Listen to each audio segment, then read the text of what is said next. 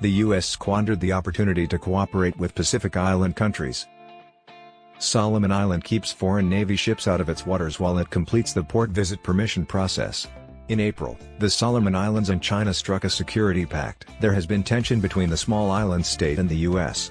A U.S. Coast Guard vessel was denied permission to make a regular port call last week because there was no official government authorization. White House National Security Council spokesman John Kirby nevertheless stated in a separate statement that we've seen the Chinese try to bully and coerce nations throughout the Indo-Pacific to do their bidding at the expense of upholding a free and open Indo-Pacific despite the absence of any apparent connection between the incident and China. In dissatisfaction with its diplomatic failures to draw Pacific Island states away from China, the U.S. has increased its propaganda against China.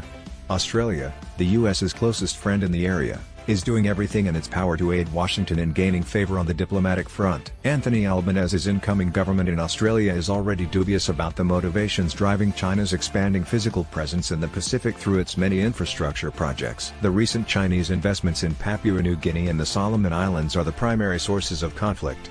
Since taking office in May, Penny Wong, Australia's new foreign minister, has travelled urgently to 3 nearby Pacific islands. In April, China and the Solomon Islands inked a bilateral security cooperation pact to strengthen their security capabilities. China can, however, make halts for crew and logistical transfers and dispatch soldiers to guard Chinese employees.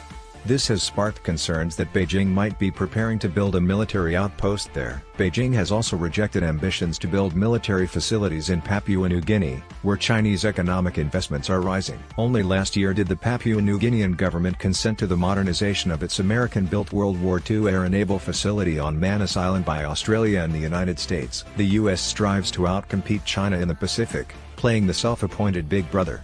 Washington has established a 3-pronged plan to incite anxiety among Pacific Island states and establish security organizations by posing a China threat. With financing to improve climate resilience and marine conservation, the U.S. has promised to enhance financial aid to the region to $60 million a year. Nevertheless, despite these forceful initiatives, it is difficult for the U.S. and Australia to compete with China's expanding regional influence.